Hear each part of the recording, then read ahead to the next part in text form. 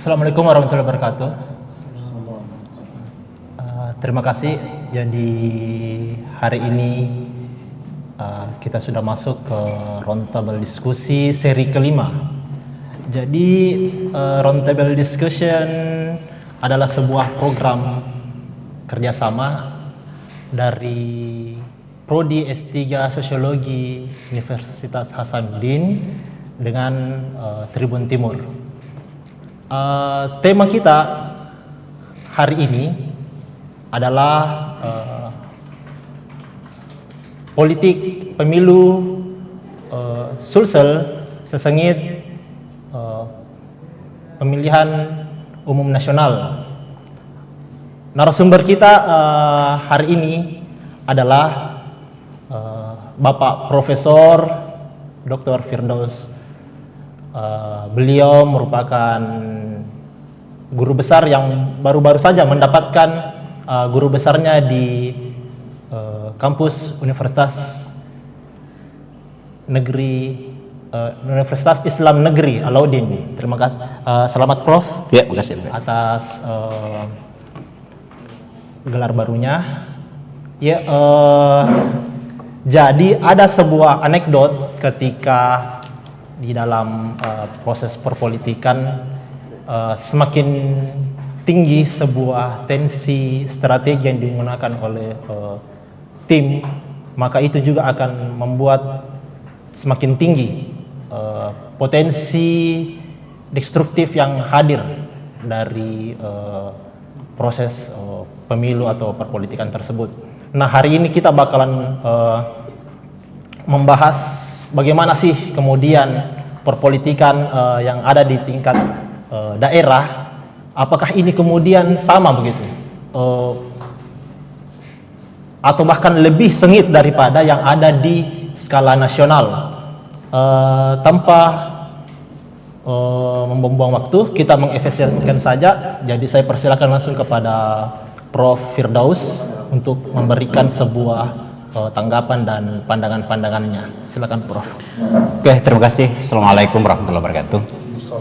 Teman-teman diskusi yang sama berbahagia pada kesempatan ini, ada semua tokoh-tokoh pengamat yang luar biasa, para akademisi.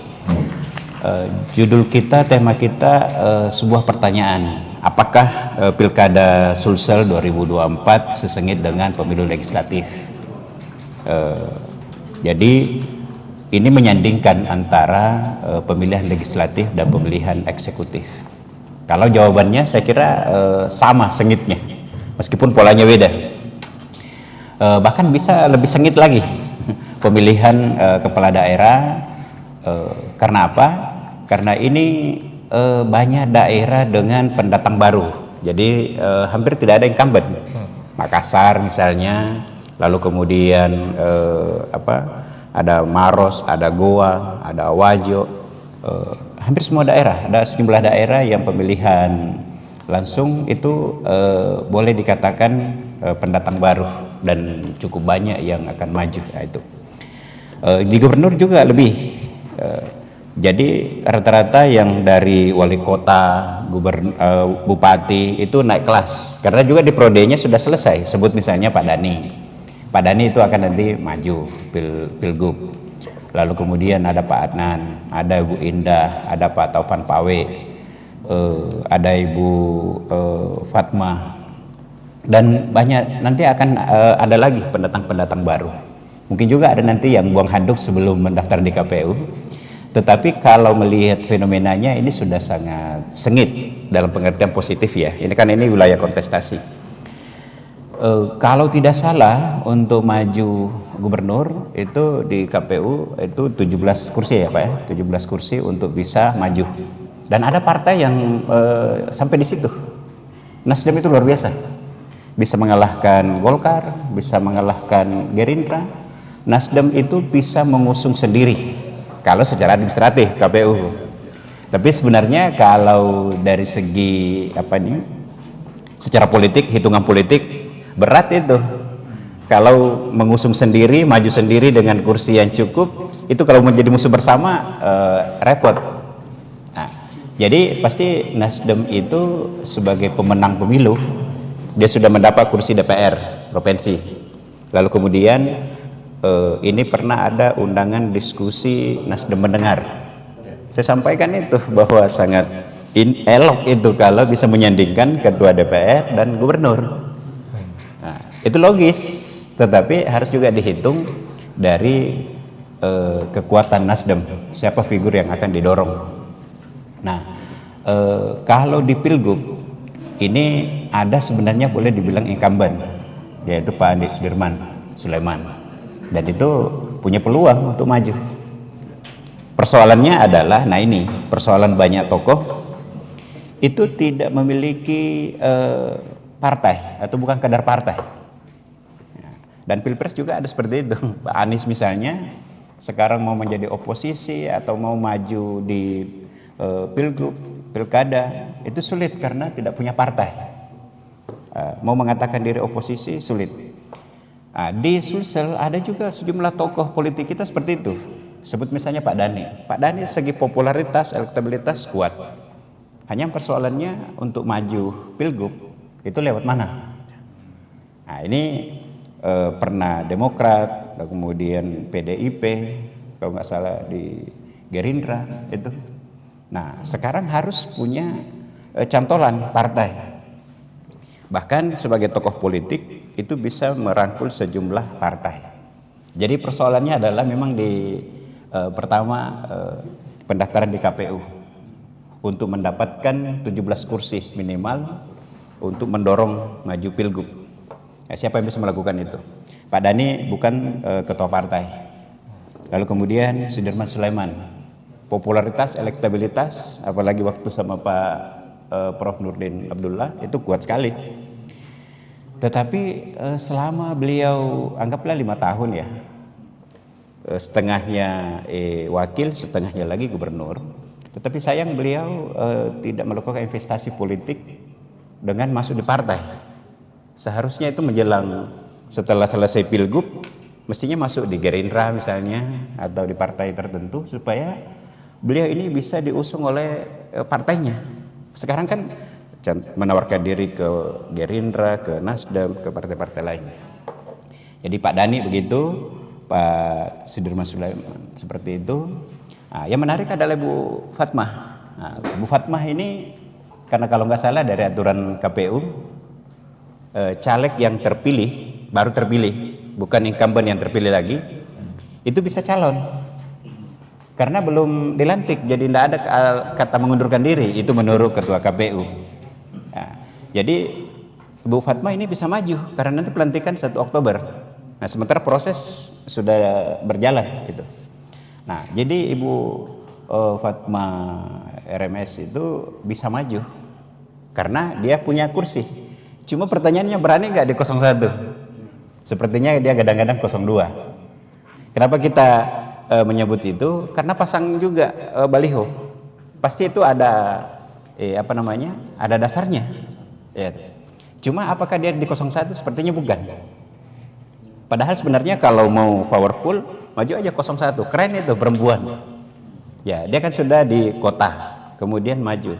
Tapi kelihatannya apalagi kalau komunikasi misalnya sudah pernah bertemu RMS dengan Pak Amran Sulaiman, boleh jadi ini perwakilan dari keluarga masing-masing.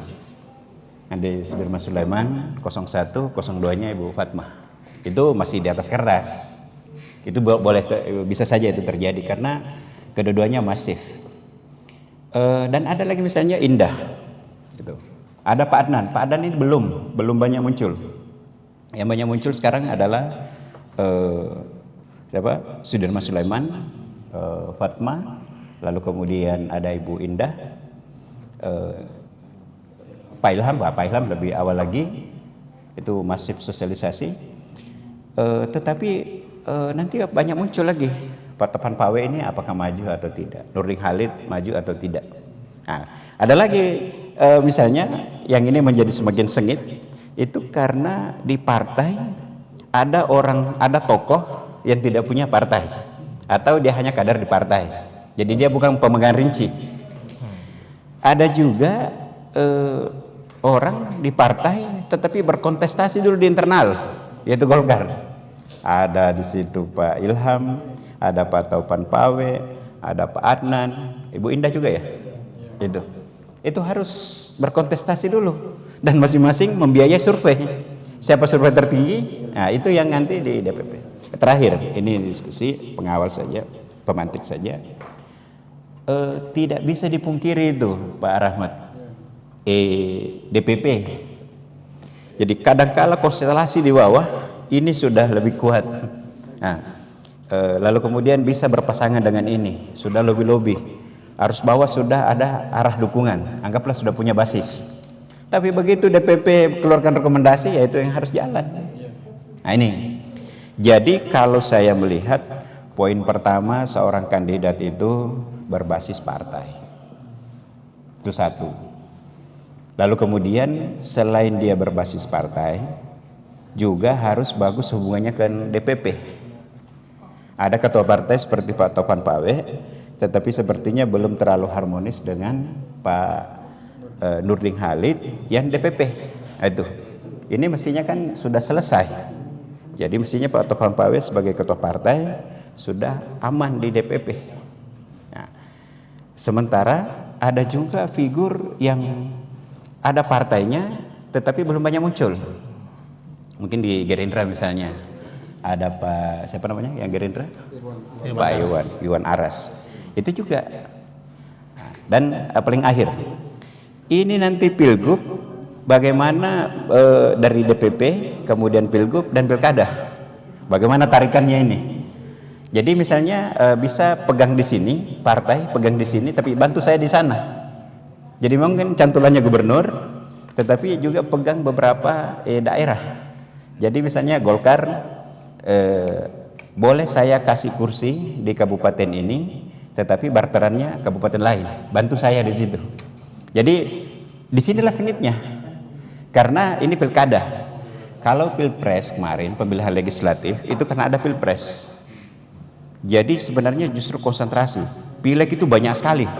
Makassar saja sudah ratusan, di daerah ribuan caleg menyebar. Nah, dan yang sedikit menutupi isu pileg itu legislatif adalah adanya pemilihan pilpres. Meskipun ini ada juga menyebut ekor jas. Kalau pilgub dan pilkada, pemilihan gubernur dan pemilihan kepala daerah di tingkat kota madya dan kabupaten, di situ sengitnya karena warnanya satu, semua pilkada, sehingga masyarakat itu terpolarisasi. Kandidat itu kalau Makassar mungkin idealnya 3. Bisa 5. Kalau distribusi partai dikalkulasi bahkan bisa 6 calon. Nah, tambah lagi kalau ada independen. Tapi independen sepertinya sekarang ini tidak marketable. Dalam arti orang yang mau maju saja independen sekarang tidak bunyi. Jadi boleh saja nanti itu peluang untuk maju independen, ada daerah yang tidak ada yang mendaftar di independen. Nah, misalnya saya dengar kayak Bulukumba udah mau tutup, tidak ada yang mendaftar independen. Karena independen itu biar tokoh hebat, tetapi ternyata masyarakat kita juga kalau independen itu langsung dari awal ciut, dia tidak laku di partai. Nah, sehingga nilai jualnya turun. Jadi kalau ada tokoh politik maju independen, itu seakan-akan dia tidak laku di partai, sehingga dia mengambil jalan sendiri. Nah, ini juga yang harus diberi pemahaman pada masyarakat bahwa sebenarnya ini adalah pola jalur yang ditetapkan oleh KPU. Tetapi sekali lagi yang memilih adalah masyarakat. Maka yang menarik dalam kajian sosiologi politiknya Pak Rahmat Muhammad, Pak Ivan, itu nanti adalah melihat adakah perubahan pergeseran perilaku pemilih itu. Apakah masyarakat jenuh? Dalam 1 tahun ada 2 event, ada di awal 14 Februari, lalu kemudian nanti di November ya? Ya, di November. Jadi ada anggaplah awal tahun, lalu kemudian jadi 2 tahun 2 bulan awal tahun, lalu kemudian 2 bulan akhir tahun. Jadi awal dan akhir ini bagaimana partisipasi masyarakat? Saya berasumsi tetap besar animo masyarakat.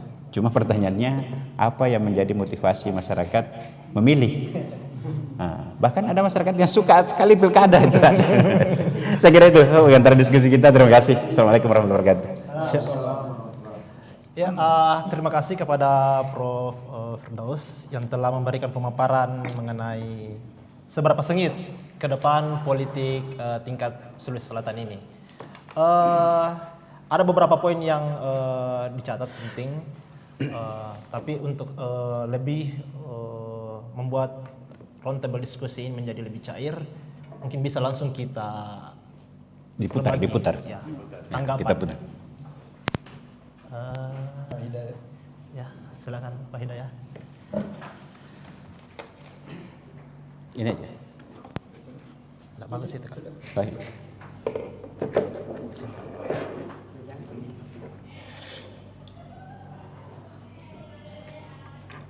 Di atas, Pak. Di atas. Ya.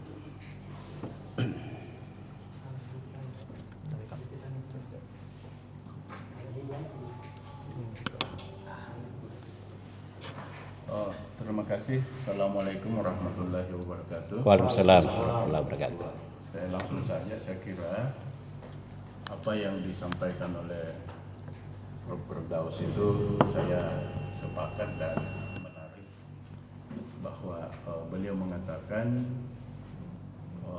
sama sengitnya, Bisa lebih sengit. bahkan bisa lebih sengit, tetapi dalam pola yang berbeda. Ya. Itu karena memang pilkada kita ini adalah pilkada untuk pertama kali yang serentak. Oh, iya. Nah, justru saya lebih sedikit tertarik melihat bahwa akan ada polarisasi antara partai-partai yang berkoalisi di pemerintahan dengan partai-partai yang tidak di pemerintahan. Polarisasi pilkada ini akan turun ke bawah dari polarisasi presiden tadi ini. Nah, untuk itu saya sepakat bahwa tentu akan ada barter di beberapa daerah. Misalnya kalau akan muncul apa yang biasa disebut nggak usah ambil semua lah, nggak usah semua, pasti akan ada berbagi. Misalnya begini, ada sekelompok kepentingan atau dinasti yang mau mengambil menteri juga, kemudian mendorong gubernur juga, mau juga ambil bupati. Nah, tentu pasti dari bisa saja dari pemerintah bahwa memilihlah, nggak usah semua lah, berbagi kan. Nah, itu mungkin pola-pola itu seperti itu bisa terjadi. Kemudian yang kedua, bahwa kalau misalnya di daerah sini agak lemah partai di situ, bisa aja bahwa oke, saya memberikan rekomendasi di kabupaten ini, tetapi untuk di kabupaten B ya biar ini. Nah, saya kira akan terjadi seperti itu. Nah, tetapi itu kan pragmatisme politik di dalam memburu kekuasaan. Tetapi yang saya mau katakan bahwa mestinya demokrasi ini memberikan kesempatan kepada semua orang, dan prosedur demokrasi ini memberi peluang kepada orang pemimpin yang berkapasitas, memiliki kualitas.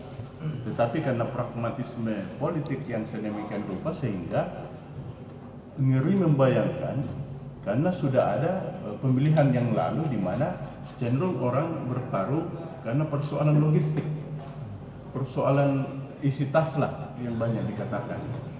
Nah, sehingga justru saya sedikit agak berbeda, Prof. Ya. Karena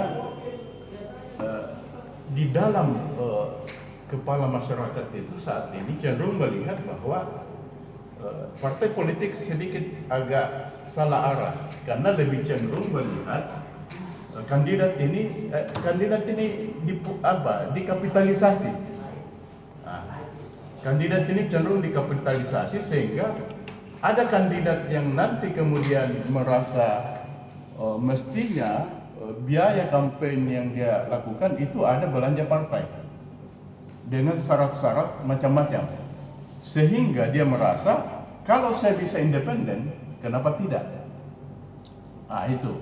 Jadi akan ada kritik dari masyarakat. Ini yang sedikit saya berbeda. Akan ada kritik karena melihat pola yang lalu. pola yang lalu. Nah tentu akan ada, bahkan apalagi kalau di masyarakat urban, selalu ada kelompok yang menempatkan nilai prioritas. Paling tidak 30% lah misalnya. Nah kelompok-kelompok inilah yang bisa mendorong itu atau mengingatkan. Mereka muncul mengingatkan partai bahwa doronglah partai ini, doronglah calon pemimpin yang berkualitas.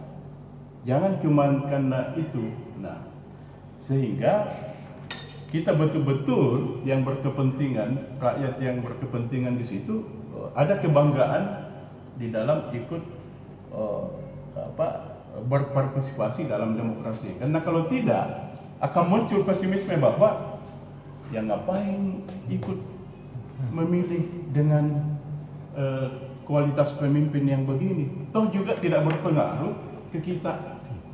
Nah itu satu sisi yang saya lihat bisa muncul di dalam masyarakat. Bahkan bukan karena ada calon kemarin yang mengusung tema perubahan, tetapi di dalam diri masyarakat yang jenuh melihat situasi politik, itu pasti juga ada keinginan untuk mendorong demokrasi ini menjadi lebih sehat, lebih berkualitas. Saya kira itu tanggapan singkat saya, Prof. Terima kasih. Saya kembalikan ke moderator. Ya, terima kasih kepada Pak Hidayah. Jadi, ya, silakan Pak Irfan. Ya. Baik, bismillahirrahmanirrahim. Assalamualaikum warahmatullahi wabarakatuh. Assalamualaikum warahmatullahi wabarakatuh. Alhamdulillah wa syukur wa la haula wa la quwwata illa billah. Senang bisa hadir di forum ini, apalagi bersanding sama dua senior dan dosen saya. Ini trilogi kalau ada Kak Rahmat Muhammad, ada Kak Firdaus Muhammad, dan ada Kak Salidi Muhammad. Oh iya. Dan ingat ada Prof Muhammad. Dan ada Prof Muhammad sebagai orang tua gitu ya. Ini sangat menarik dan apalagi tema diskusi kita kali ini tentu sangat menarik ya, karena mengangkat sebuah tema yang lagi hangat-hangatnya diperbincangkan dalam publik masyarakat, khususnya di Sulsel.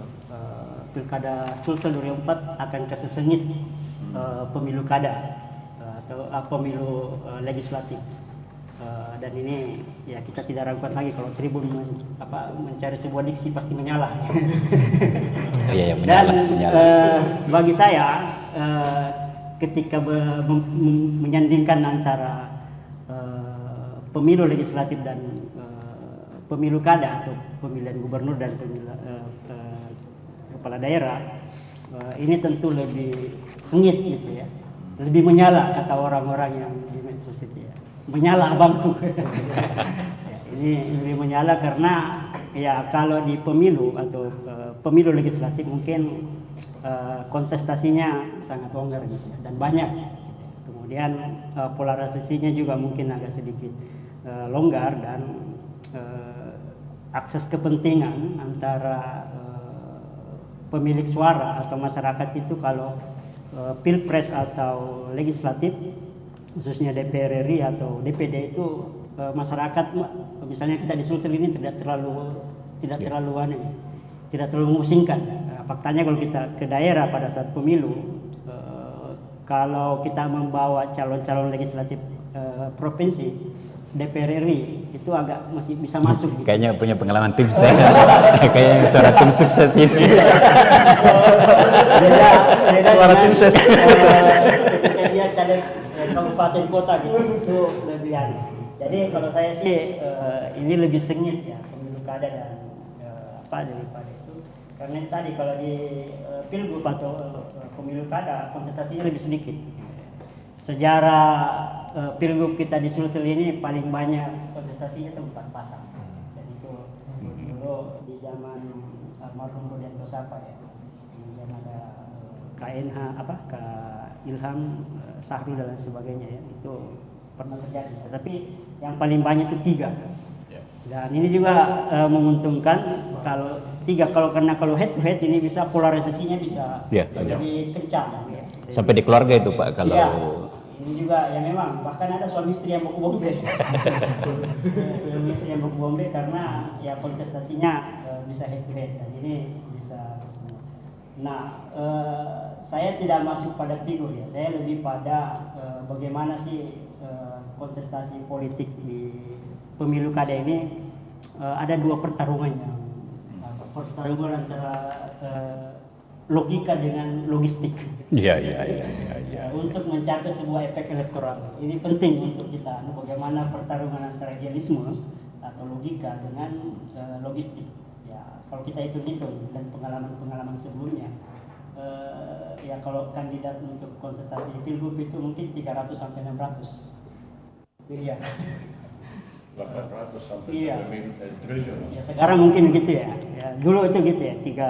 Kontestasi pilgub lama itu 300 sampai 600.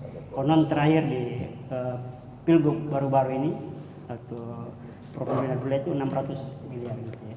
Dan ini ya kita bisa melihat bagaimana figur atau konsetan dalam hal ini bisa mengkapitalisasi dia punya kemampuan dana untuk menyiapkan itu, karena ya itu tadi pasti ada kepentingan donatur untuk masuk di situ. Nah kemudian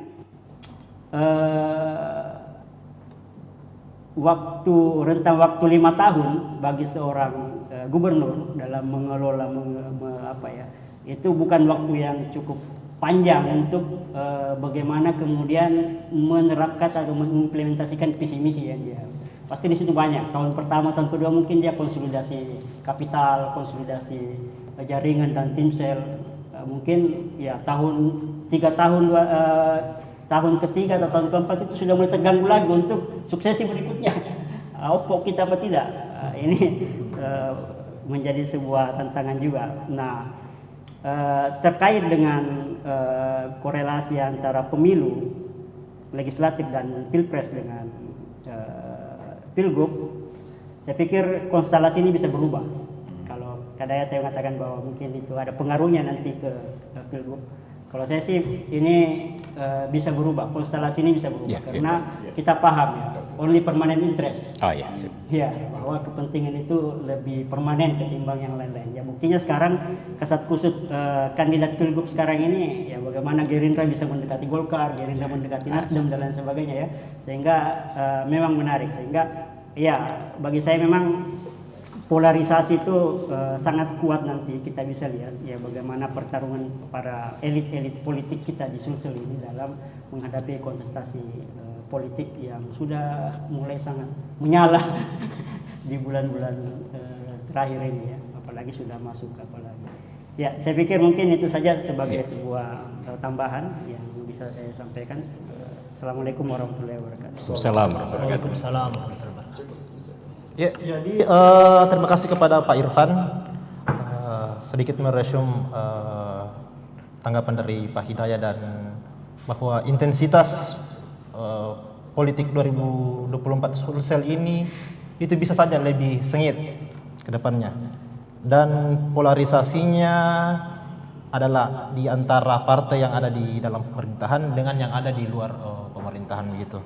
Sedangkan kalau di Pak Irfan tadi bahwa kita harus menelisik setiap kepentingan oligarki yang bermain di balik kos politik yang dikeluarkan. Ya, yang kedua adalah adanya pertarungan logika dengan logistik. Ya, silakan Prof, saya persilakan. Terima kasih. Ini bukan menanggapi, mengalir saja diskusi kita. Kalau yang saya sampaikan pertama tadi itu sebenarnya lebih melihat dulu di permukaan. Apa yang dilihat oleh masyarakat itu yang kita bicarakan. Tapi kalau kita sudah sampai pada hal yang sangat substansial, ya, wilayah logika aja dulu Pak. Yang disampaikan juga tadi tentang independen, sebenarnya dibutuhkan ada independen sebagai membawa aspirasi masyarakat. Tapi ini kan hitungannya menang, harus menang. Jadi problem kita dalam di Sulsel khususnya itu ya terjadi juga di daerah lain, di nasional juga begitu. Tetapi inilah yang menjadi poin dari diskusi kita, bahwa silahkan berkontestasi, silahkan bersaing sesengit mungkin. Yang penting mengedepankan etika, jangan rugikan masyarakat. Tetapi jangan hanya pada hari H selesai pesta, ini menjadi pesta. Justru setelah itu mungkin masyarakat tidak menagih, tetapi setiap pemimpin itu harus membawa konsep. Nah, ini yang kita misalnya belajar dari eranya Pak Sahrul dan sesudahnya. Itu saja yang terdekat di kita. Pak Sahrul itu periode pertama belum banyak capaian-capaian dalam bentuk infrastruktur dibanding periode kedua. Pak Sahrul itu seharusnya kebalik. Di periode pertama dia sudah mulai bangun Barombong. Coba kalau periode pertama Pak Sahrul itu bangun Barombong, tidak perlu lagi kita bahas Sudiang sekarang. Nah, itu mangkrak jadinya kan Barombong dengan masalahnya, dan tidak terselesaikan karena setelah Pak Sahrul orang tinggalkan. Dan ini yang saya sebut, pembangunan harus berkesinambungan siapapun yang pelanjutnya. Tetapi ini yang terjadi di daerah juga. Jadi kalau waktu Pak Sahrul misalnya membangun kereta api, membangun Barombong stadion, membangun 99 kubah, itu monumental, belum yang lain. Tetapi tidak terselesaikan dengan baik. Karena apa? Setelah periodenya Pak NA, Nurdin Abdullah, itu tidak jalan, tidak lagi dilanjutkan. Seharusnya Barombong selesaikan, 99 selesaikan, kereta api selesaikan. Ini kereta api biayanya besar, nasional, tapi masyarakat tidak nikmati karena tidak masuk di Makassar dan tidak menghubungkan ke kampungnya Pak Rahmat dan kampung saya, apalagi Pak Irfan. Kita ini, saya mau ke Wajo, kereta api nggak pernah saya naik kereta api. Nah, beliau juga, apalagi iya. Nah, ini jalur saja enggak, gitu kan? Nah, itu misalnya. Jadi pembangunan kita ini di Sulsel tidak jalan. Politik saja, politik terus. Tetapi apa yang dirasakan masyarakat? Sudah puluhan tahun orang nikmati jalan yang bagus dari Makassar sampai Parepare. Tetapi dari Parepare mau ke Palopo, itu di Sidrap aja udah macet. Kenapa bisa jalur 2 di sini sampai di Parepare, setelah itu enggak lagi? Ini misalnya.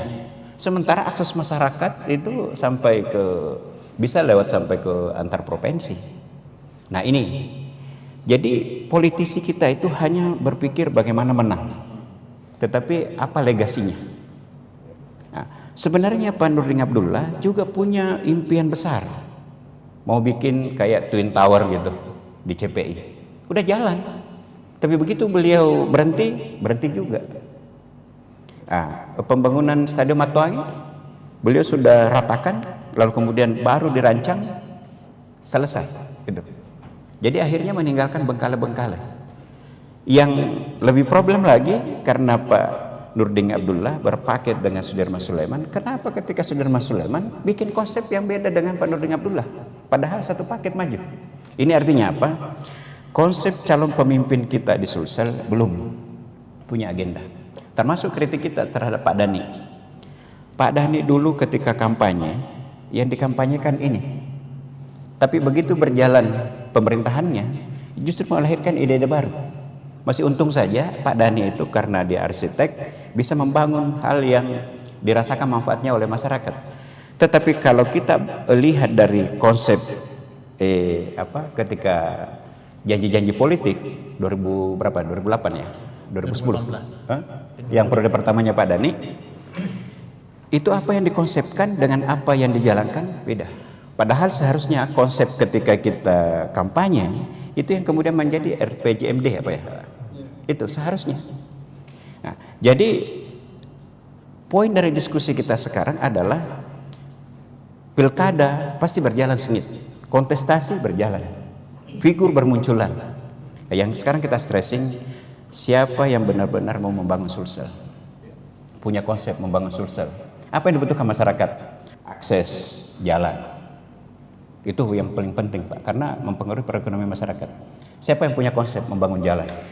Itu apalagi kalau yang apa namanya itu Pak Seko ya, yang itu orang naik ojek sampai jutaan itu.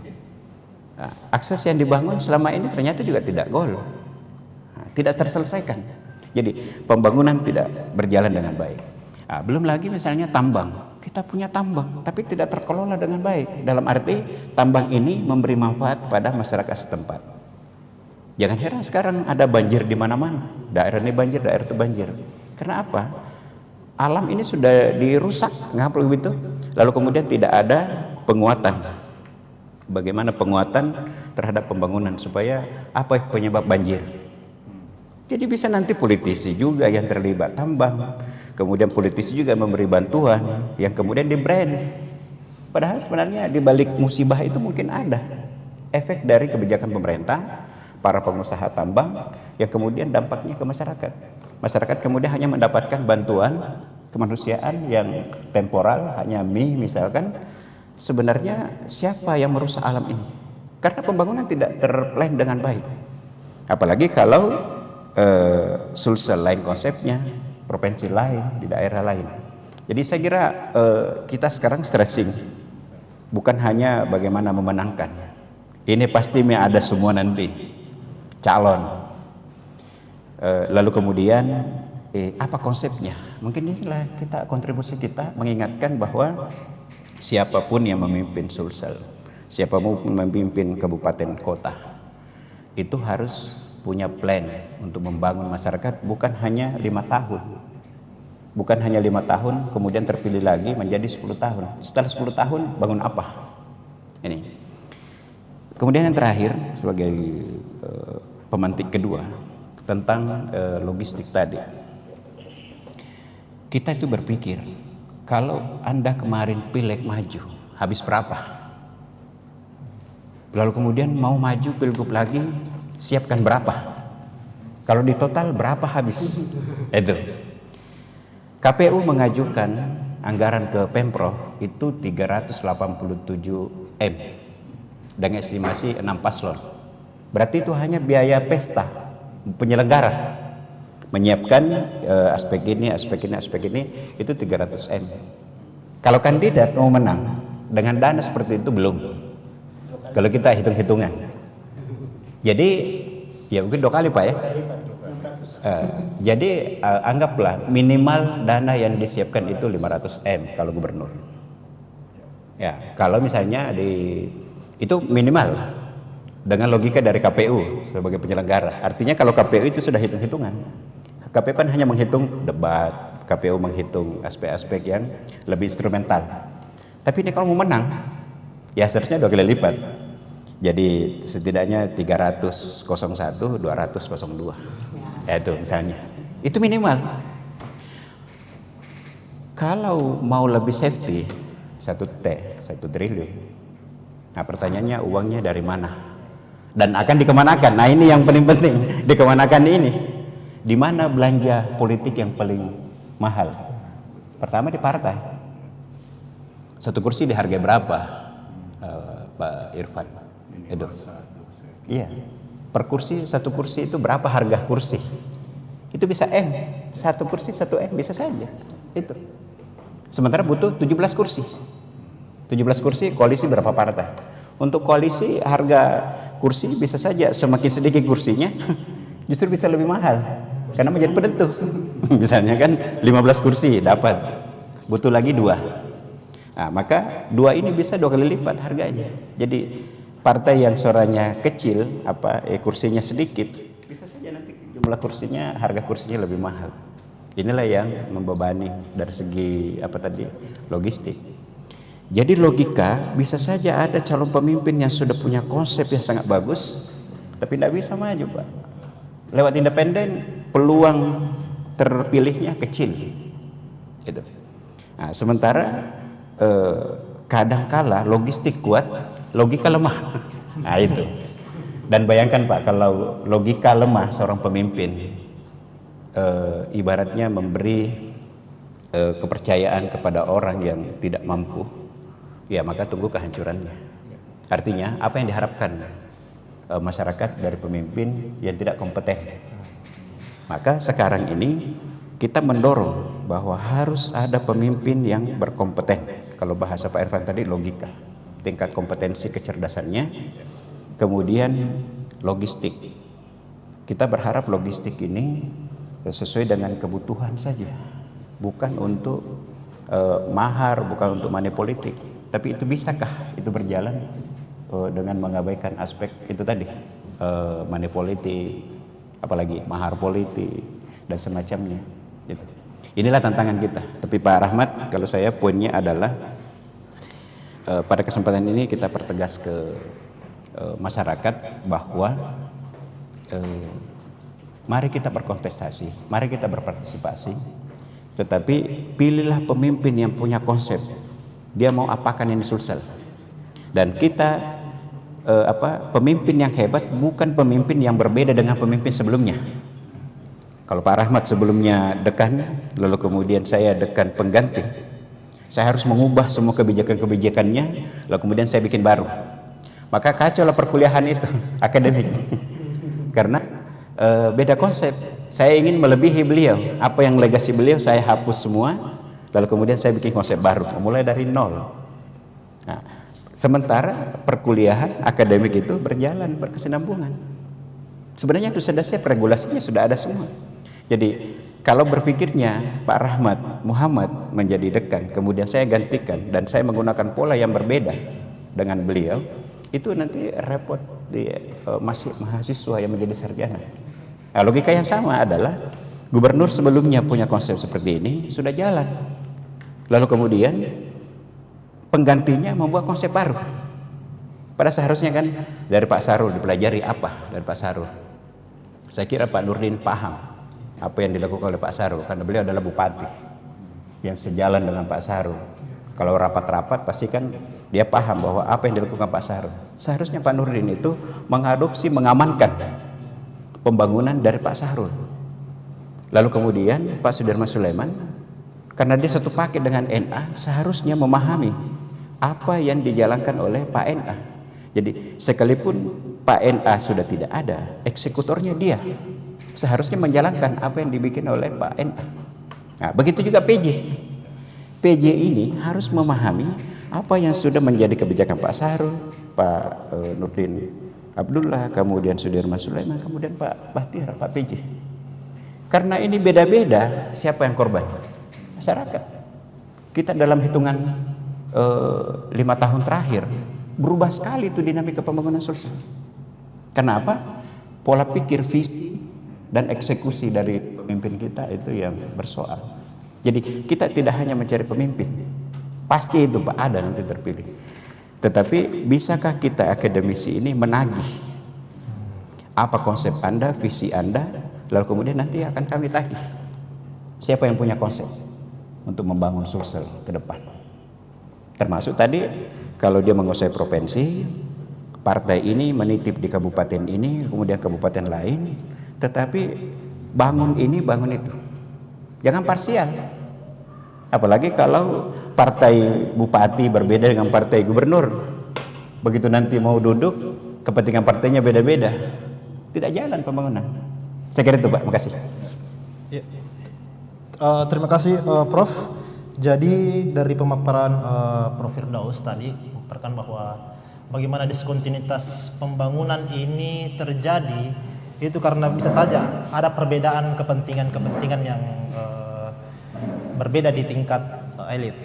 Nah, selain itu ada tadi Prof. Firdaus mengutarakan bahwa ada hilangnya ideologi di tingkatan partai yang membuat pimpinan-pimpinan partai ini terkadang gerakannya ini tidak nyambung begitu antara apa yang partai mau, apa yang pemimpin mau, dan apa blueprint pembangunan yang diinginkan oleh daerah. Jadi mungkin kita buka lagi sebuah sesi tanggapan ya. Ya Pak Rahmat yang bicara soal itu. Ini sosiologi pembangunan. Oh gitu ya, oke silakan. Ya silakan Pak Asrul. Terima kasih atas kesempatan yang telah diberikan. Sesuai yang diberikan. Ya. Sesuai yang dijelaskan tadi Bapak bahwasanya calon figur yang siap untuk melaksanakan pilkada ini itu bervariasi. Ada yang unggul di basic partai, ada hubungan baik dengan ketua partai, dan sedangkan ada juga seorang figur yang unggul di masyarakat. Jadi masing-masing figur ini bervariasi, ada keunggulannya masing-masing. Jadi menurut Bapak, pertanyaan saya yaitu, apakah tidak ada kesiapan oleh seorang figur ini untuk melengkapi bahwasanya kriterianya itu kompleks, dia miliki semua, sehingga pemilih ini lebih tertarik kepada mereka. Mungkin itu saya, Pak. Saya kembalikan ke moderator. Terima kasih Pak Asrul. Ya, mungkin Pak Husni. Bismillahirrahmanirrahim. Assalamualaikum warahmatullahi wabarakatuh. Terima kasih Prof. Sedikit lagi gambaran terkait pilkada Sulsel ke depannya bagaimana, sedikit mencerahkan kita semua, dan tentu sedikit berbagi keresahan juga ini Prof. Jadi melihat perkembangan sesuai dengan tema ini, apakah pilkada Sulsel akan sesengit dengan pileg? Tentu pilkada bisa saja lebih sengit karena hal-hal yang berbau eksekutif tentu lebih menarik biasanya daripada legislatif. Cuma persoalannya kemudian hal-hal yang baik di legislatif itu tidak ada di eksekutif. Contohnya apa? Alternatif yang ada di legislatif itu disediakan banyak untuk rakyat, untuk masyarakat kita. Jadi tokoh-tokoh itu ada banyak yang bisa dipilih, mau kualitasnya yang bagaimana, semua tersedia. Sementara di pilkada itu dipersempit ruang-ruang pencalonan, hanya ditentukan oleh DPP. Sementara sampai tadi malam jam 12 itu belum ada calon perseorangan yang mendaftar di pilkada Sulsel. Nah, ini yang dikhawatirkan, bahwa dengan terbatasnya calon-calon di pilgub nanti, ini mempengaruhi pilihan-pilihan masyarakat kita. Yang ada bahwa penentuan calon gubernur itu ditentukan oleh DPP yang belum tentu memahami kultur yang ada di masyarakat Sulsel. Jadi kita tidak heran kalau adanya barter kepentingan politik. Ya sudah, saya di gubernur, nanti calonmu saya usung di Pilwali Makassar. Ini kan kalau persoalan bahwa apalagi ini serentak, deal-deal politik terkait memposisikan calon itu berpotensi besar terjadi. Misalnya daripada saya jadi wakil gubernur, mending saya jadi wali kota Makassar. Tentu ada barter kursi, seperti itu Prof. Nah, itu sangat disayangkan bahwa terbatasnya alternatif ini, calon ini membuat masyarakat kita itu seolah-olah diarahkan kepada pilihan-pilihan yang sudah ditentukan oleh DPP. Jadi meski kita tidak memiliki kedekatan, kalau calonnya memang cuma dua, mau nggak mau. Jadi seperti pilpres kemarin, ada 3 paslon, meskipun kita punya paslon ideal yang lain, kita tidak bisa berbuat banyak. Mau tidak mau kita harus masuk ke dalam kerangka yang sudah disediakan elit-elit ini, Prof. Itu yang membuat kita merasa kemerdekaan politik kita ini seperti dicabut, Prof. Jadi kita hanya semacam semut yang diberikan jalan ke arahnya mau kemana, seperti itu. Jadi kalau dibilang sengit, ya sengit, kan ini kan pasti diarahkan ke pertarungan kontestasi, seperti itu, Prof. Terima kasih. Assalamualaikum warahmatullahi wabarakatuh. Waalaikumsalam warahmatullahi wabarakatuh. Ya, terima kasih Pak Husni. Jadi langsung saja ya Prof. Jadi dari Asrul tadi membahas mengenai mengapa tidak ada sebuah figur yang memiliki keunggulan yang kompleks untuk di Pilkada Sulsel 2024 nanti ini. Sedangkan Pak Husni tadi membahas mengenai ada sebuah barter di panggung belakang politik Sulsel yang tidak diketahui oleh masyarakat, yang kemudian ternyata barter-barteran itu merugikan lebih banyak mudaratnya begitu di masyarakat. Ya, silakan Prof. Oke, terima kasih. Saya kira ada 3 poin dan mana paling bertanggung jawab. Saya menyebut pertama partai, yang kedua calon, yang ketiga pemilih. Ini harus bersinergi. Kan kapan ada yang bermasalah di sini? Sebenarnya 4 dengan KPU, tapi KPU kan lebih kepada sebagai penyelenggara. KPU rata-rata berhasil dalam hal itu karena kontrol masyarakat juga. KPU posisi aman lah gitu. Tetapi partai ini sebenarnya yang mengatur pemetaan itu adalah di partai. Siapa di sini, siapa di sana, barteran apalah segala macam, mahar dan seterusnya, itu ada kuncinya di partai. Nah, sementara sekarang siapa yang kontrol partai? Siapa yang bisa mengingatkan partai? Gitu. Partai berjalan dengan stylenya masing-masing, dan partai jangan lihat partai di sini ada DPP. Ya, jadi bisa saja ada orang yang kuat di sini, tetapi DPP lemah. Jadinya DPP yang menentukan. Itu. Jadi kita melakukan kritik pertama itu di partai. Bagaimana cara kerja partai? Bagaimana partai dikelola? Bagaimana partai menjalankan fungsinya, di mana di dalamnya pendidikan politik dan kaderisasi. Nah, banyak calon yang diusung tapi bukan kader. Ini sebenarnya menunjukkan bahwa kaderisasi partai tidak berjalan dengan baik. Kenapa muncul tokoh-tokoh yang justru bukan dari partai, yang dipilih masyarakat bukan dari partai? Kenapa partai tidak bisa menggodok kader untuk disiapkan? Nah, jadi saya kira memang yang harus kita beri catatan itu adalah partai. Karena kapan kita mendiamkan saja partai lalu kemudian tinggal menunggu ketika dibuka siapa yang diusung partai ini? Setelah itu baru kita amati lagi Pak Rahmat, Pak Irfan, baru kita amati lagi bagaimana peluang calon ini. Nah, jadi kita ini masih menunggu dari partai. Sekarang ini kesempatan kita untuk mengingatkan partai. Tolong bapak-bapak yang ada di kepengurusan partai manapun, kalau Anda ingin membangun bangsa ini, maka telurkanlah calon yang disebut tadi. Itu yang tentu tidak ada orang yang sempurna. Tetapi selama orang itu tidak terlalu diintervensi oleh partai, orang itu bisa jalan. Tapi bisa saja orang yang hebat tapi tetap dicekoki oleh partai, tidak bisa bergerak, Pak. Nah, jadi partai utamakan kader sebagai pembuktian dari proses pendidikan politik berjalan baik, kaderisasi. Kalaupun tidak, pilihlah calon yang Anda yakini memiliki kompetensi lebih dan Anda yakini bisa membangun daerah. Jadi jangan hanya barter-barteran, berapa uangnya, gitu. Kasih apa gitu. Tetapi orang ini bisa kasih apa untuk pembangunan di daerah masing-masing, khususnya konteks sosial. Jadi kita harus mengingatkan partai manapun, pemenang yang tidak menang, semua partai harus memiliki tanggung jawab itu. Yang kedua adalah calon untuk mendapatkan kendaraan partai itu kadang-kadang Pak lebih mengedepankan logistik daripada logika. Ini yang berat.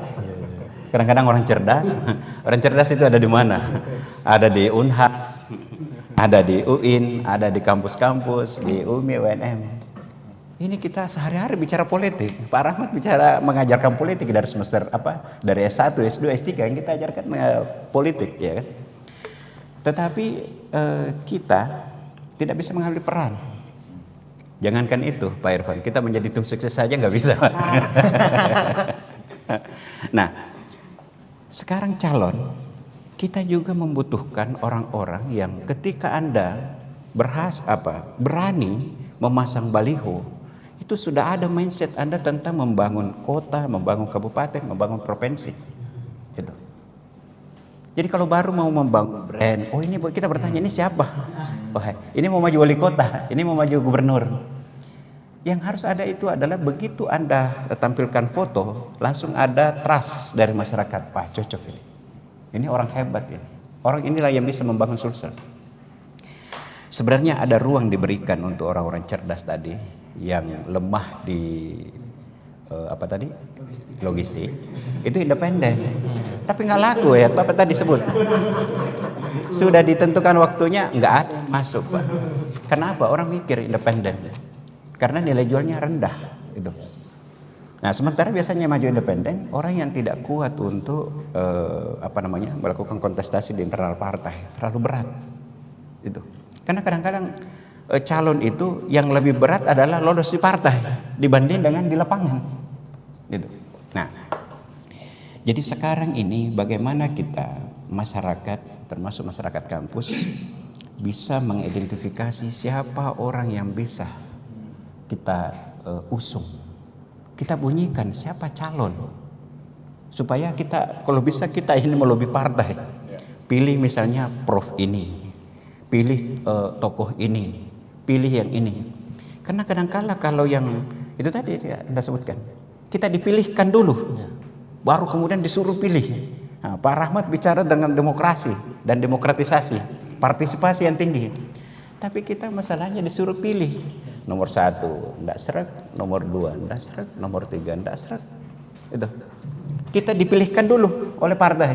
Baru KPU minta kita berpartisipasi. Tapi tiga-tiganya enggak seret. Kita punya figur yang lebih kuat. Kalau ini di mana kemampuannya, kalau ini di mana kelebihannya, kalau ini apa nilai jualnya. Tak ada dari tiga itu. Tapi karena kita yang mengejarkan demokrasi, ya kita datang berpartisipasi, lalu kemudian menunjukkan tangan, sudah bertinta. Tapi orang yang kita pilih, kita akhirnya terjebak dengan istilah pilih yang apa tuh? Pilih yang terbaik dari yang buruk. Bayangkan kalau sudah seperti itu. Ya itu. Kita tetap disuruh memilih, tapi dipilihkan dulu oleh partai. Ini yang ini. Coba tiga-tiganya nggak masuk gitu. Karena apa? Menurut kita ada yang lebih. Tapi itu kan partai ada yang mengajukan diri, melamar di partai, ada yang partai tunjuk. Tetapi sebenarnya tidak pernah uji publik. Apakah tokoh ini layak atau tidak? Gitu. Orang hanya tiba-tiba pasang baliho, lalu kemudian survei, dilihat berapa persentasinya. Tapi berapa banyak orang-orang baik yang bisa membangun Sulsel tapi tidak pernah tersentuh politik. Padahal kompetensinya ada, Pak. Nah, jadi partai menjadi pihak yang paling bertanggung jawab. Kemudian calon. Calon itu kita berharap dia yang lebih kompleks tadi itu. Punya leadership. Karena kadang ada orang pintar, Pak, tetapi tidak bisa mengeksekusi. Jadi ada juga kan kadang-kadang orang pintar, wah ini hebat sekali. Begitu dikasih jabatan, ternyata tidak bisa. Tapi ada orang juga sederhana, cara berpikirnya sederhana, tapi ternyata eksekusinya bagus. Itu. Dan yang ketiga, paling penting adalah masyarakat pemilih. Selama masyarakat kita memilih karena uang dan tidak tahu calon, itu bahaya sekali. Bahaya sekali. Itulah yang membunuh demokrasi. Ketika orang memilih, yang dipilih tidak tahu. Yang dipilih karena uangnya. Karena ada begini, Pak, fenomena. Calon itu tidak pernah pasang baliho. Tidak pernah ada di baliho. Tapi suaranya tertinggi. Kalau lagi ke politik kita, komunikasi politik itu kan ada popularitas. Popularitas terbangun dari mana? Popularitas terbangun dari dia sosialisasi diri. Kalau tidak pernah pasang baliho, tidak pernah berhubungan untuk proximity, kedekatan dengan masyarakat, tiba-tiba dipilih. Itu pertanyaan besar, Pak. Tidak ada popularitas. Itu kan popularitas dulu, lalu kemudian elektabilitas. Ini tidak ada popularitas, tapi ada elektabilitas. Kata Pak Irfan, isitas. Kapan Pak sudah orang bicara isitas, masyarakat memilih karena isitas, tidak lagi melihat siapa kandidatnya, saya kira ini fatal. Dan ketika kita semua berpangku tangan melihat situasi seperti itu, saya kira kita juga kebagian dosanya, Pak. Dosa demokrasi. Ketika kita membiarkan masyarakat memilih karena menjawab pertanyaan adakah gitu. Kalau dulu ada Wanipiro, sekarang langsung orang adakah. Dan kadang-kadang Yang ketakutan itu Pak adalah caleg atau calon pilkada apa nih, calon gubernur, calon wali kota, calon bupati itu berpikir Pak, karena ketika baru mau datang membuat sebuah acara sudah pikirkan berapa yang minta di situ. Ketika mau lagi di sini, jadi semua bergerak itu uang.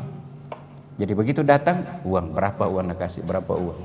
Bahkan ada juga pemilih sudah terima dari Pak Rahmat 200.000, datang Pak Irfan 300.000 lebih tinggi, datang lagi Firdaus Muhammad 500.000, padahal kalau dikalkulasi dari 200, 300, 500 berapa itu Pak? Nah itu artinya kasihan masyarakat kita ketika hanya mendapatkan 700.000, 800.000, 100.000, sementara dia harus menanggung resiko jalanannya rusak, dia banjir, padinya tidak bisa dia jual dengan harga yang mahal karena salah memilih pemimpin. Dia memilih pemimpin yang sudah bayar, dan kecenderungannya pemimpin yang sudah mengeluarkan banyak, dia pakai logika pedagang. Saya mengeluarkan berapa, saya harus kembalikan dulu. Dia tidak berpikir bahwa 1 triliun uang mati.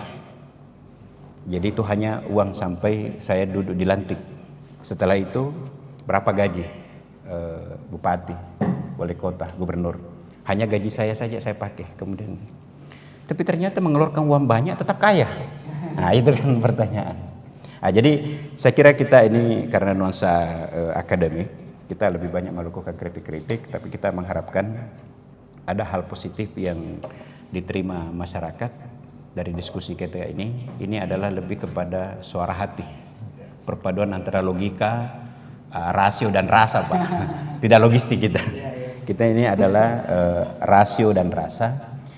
Ingin kita melihat Sulsel ini maju. Momennya adalah di pilkada ini. Karena kapan kita gagal lagi memilih pemimpin, partai memilih calon yang harus kita pilih itu tidak kompeten, kita memilih iya tapi tidak ada yang kita harapkan. Lalu kemudian kita menunggu lagi 5 tahun, ternyata 5 tahun ke depan lebih buruk lagi. Terus apa yang diharapkan oleh masyarakat? Dan Sulsel ini terbelakang Pak, sangat terbelakang dari infrastruktur. Itu pejabat-pejabat Pak datang sampai ke Palopo, itu ada yang naik pesawat Pak, ada yang naik heli, jadi tidak merasakan itu jalanan yang rusak, tidak merasakan apa kapang ya. Apa itu yang di Maros, Cambah itu. Orang itu antri, pas lagi libur diperbaiki jalan. Kita memang mengharapkan jalan bagus, tetapi masyarakat terlalu banyak dikorbankan. Lamanya itu dikerja sedikit-sedikit. Nah, jadi kita mengharapkan bagaimana pemerintah ini lahir dari rahim demokrasi yang sehat, dan dia juga membangun dengan logika yang sehat Pak Irfan. Dia harus membangun, karena biar orang jago, orang hebat, punya konsep, kalau dipegang ekornya sama partai, selalu jadi ATM, setoran-setoran, tidak bisa juga jalan Pak. Saya kira itu, mohon maaf kalau ada yang berkurang, ini lebih kepada emosi kita, ingin melihat Sulsel lebih baik, lebih maju, insya Allah. Terima kasih. Ya silakan. Closing kembali. Kita yang closing, sudah closing bentar. Ya baik. Assalamualaikum warahmatullahi wabarakatuh. Waalaikumsalam warahmatullahi wabarakatuh. Tema ini menarik. Begitu menariknya itu, awalnya saya katakan yang sengit itu pilkada. Tapi waktu diangkat ini judul, saya bilang jangan-jangan legislatif yang lebih sengit. Tapi sore ini sepertinya saya rasa sama-sama sengitnya. Artinya diskusinya juga sengit.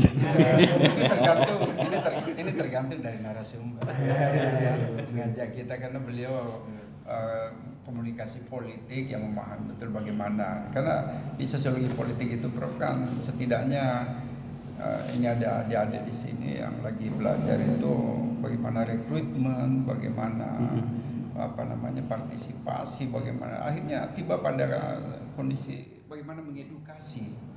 Nah, edukasi politik ini segmentasinya ini pada di mana sebenarnya ini? Siapa yang mau diedukasi? jangan sampai kita terlalu menuntut masyarakat, tapi masyarakat sendiri sebenarnya lagi bingung role modelnya di mana. Oh iya. Ya, kenapa yang terjadi pada tingkat kalau kita katakan ini middle ini di regional di Sulsel, sebenarnya patronnya ada di pusat yang akan diikuti oleh lokal nanti di kabupaten kota. Ini baru-baru pilpres, ya kembalinya pada semua orang apa yang bisa dilihat di pilpres ini.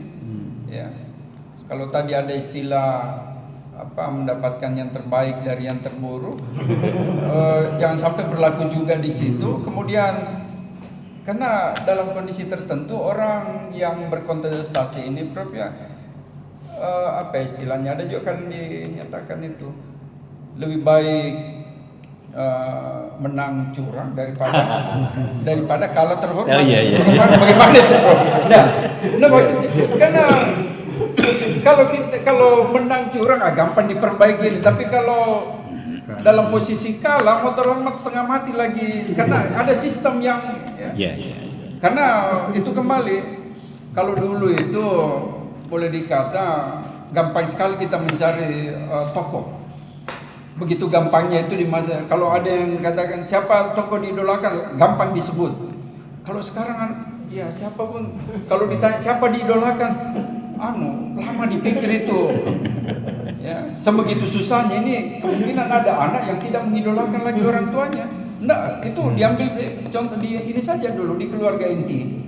Ya, di keluarga inti baru kita extended, kemudian lihat banyak hal. Ini kita mau mencari orang yang akan mewakili kita legislatif, orang yang akan memimpin kita eksekutif.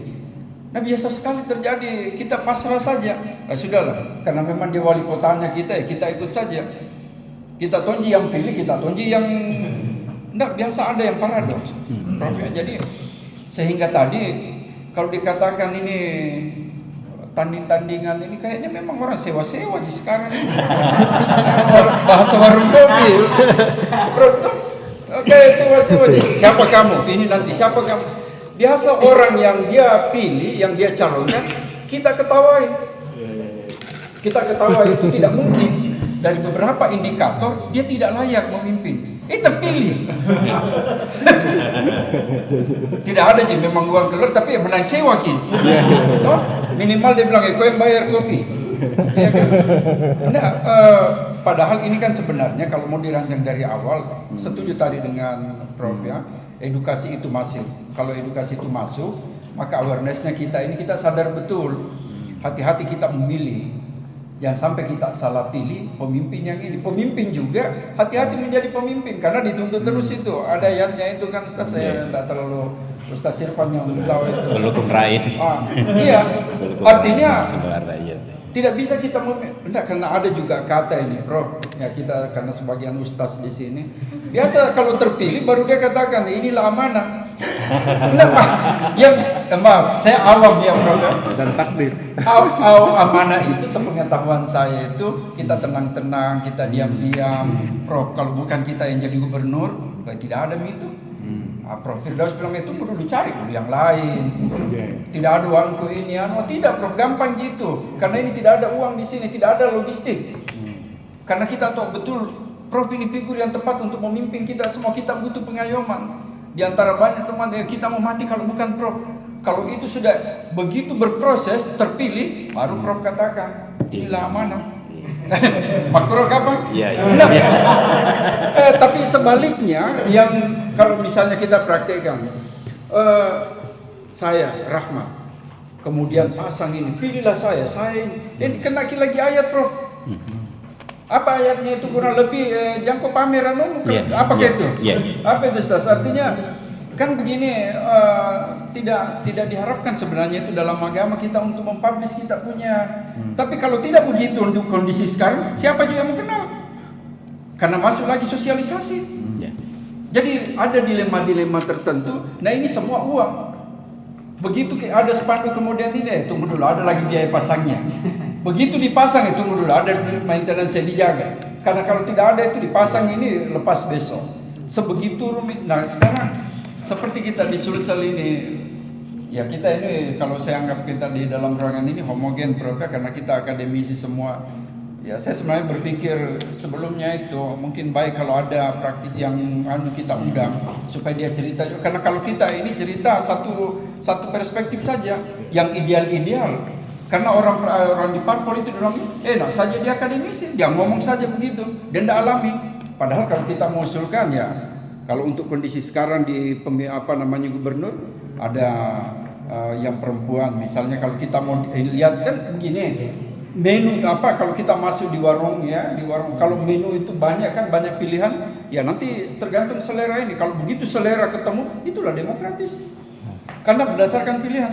Misalnya ada perempuan, ada Prof. Dwiya dari Unhas, ada Prof. Majida, siapa lagi yang tokoh-tokoh orangnya apa yang mau dijadikan indikatornya dia sudah menyelesaikan ini kepemimpinannya. Kalau mau diambil ukuran dekannya, ada Prof. Firdaus yang pernah jadi dekan, berhasil. Kenapa berhasil? Dia selesaikan. Karena sekarang ini yang tidak selesai saja jabatannya dianggap berhasil. Baru latihan sudah dianggap berpengalaman. Latihan, ya. Ya, artinya dan sebagai karena ini diskusi serial bulanan bagi kami dari KPS, tentu terima kasih sekali Firdaus karena ini mencerahkan ya. Dari Tribun Timur juga saya sekaligus wakili ya, karena Pak Ronald tadi lagi sibuk ada tamu, kemudian Pak Gambi lagi ibadah ya.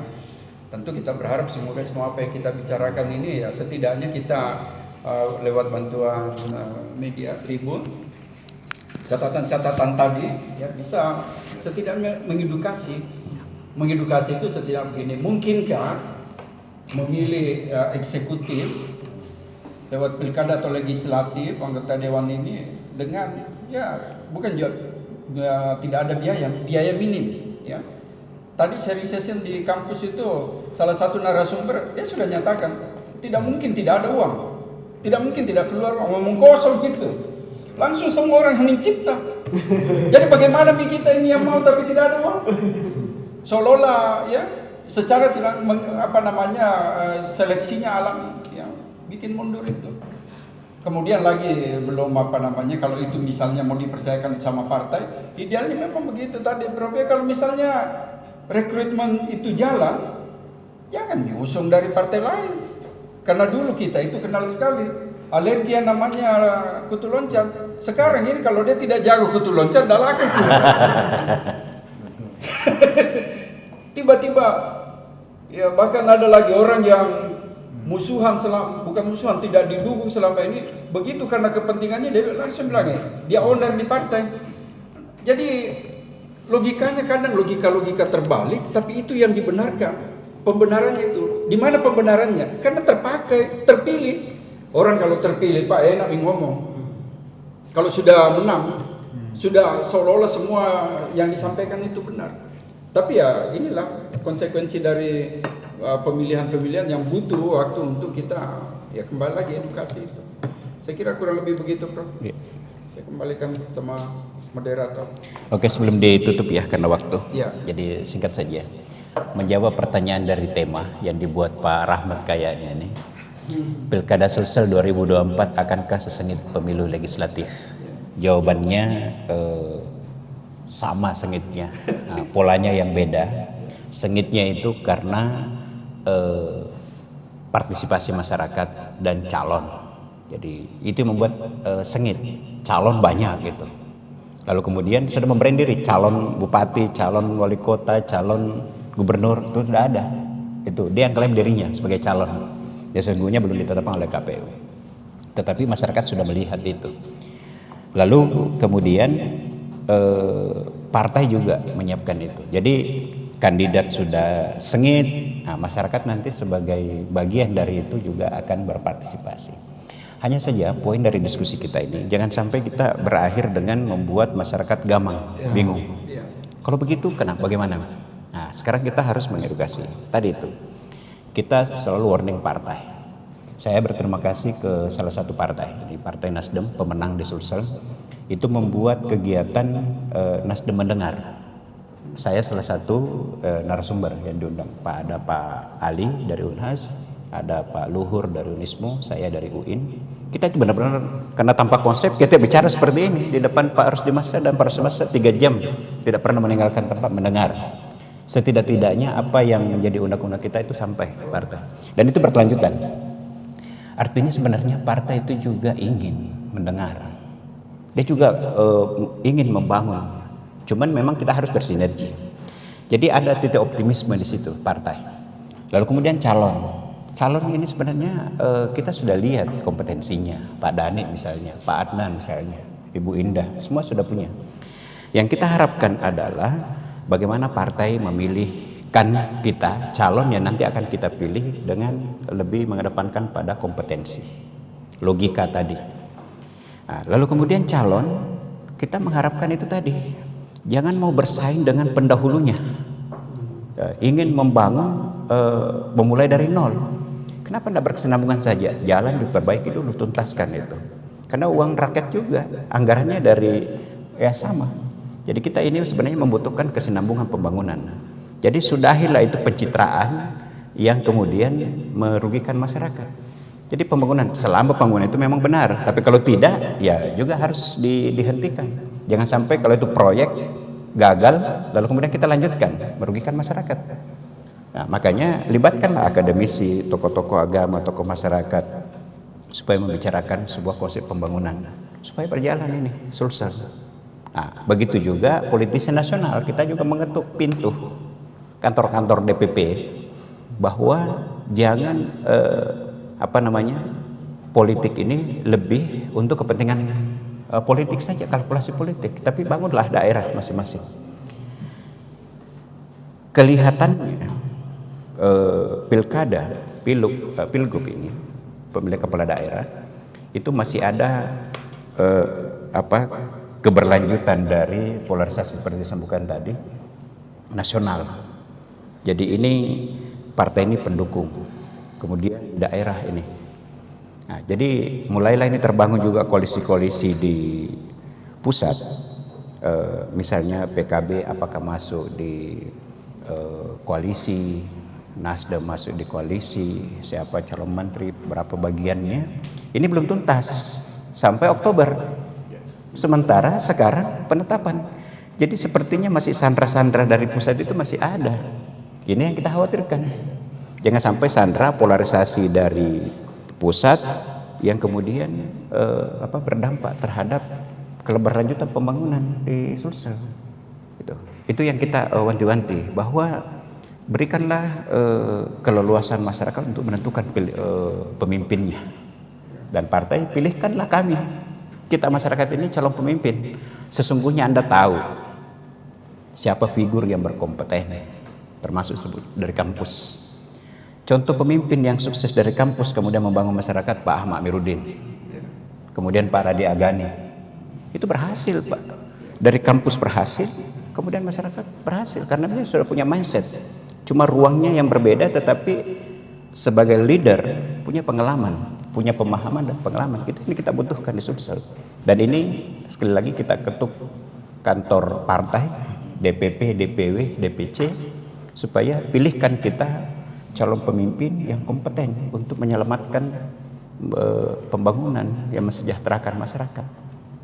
Karena itu kuncinya, pembangunan ada pada leader, pemimpin. Terima kasih, mudah-mudahan ini bermanfaat dan kita mengharapkan masyarakat semakin teredukasi supaya kita ke depan negara kita menjadi semakin baik, insyaallah. Terima kasih. Assalamualaikum warahmatullahi wabarakatuh.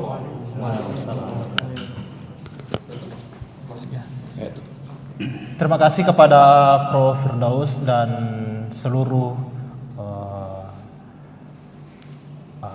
yang hadir hari ini. Terima kasih kepada Pak Prof. Rahmat Muhammad yang hari ini juga ulang tahun sebagai inisiator dari kegiatan ini.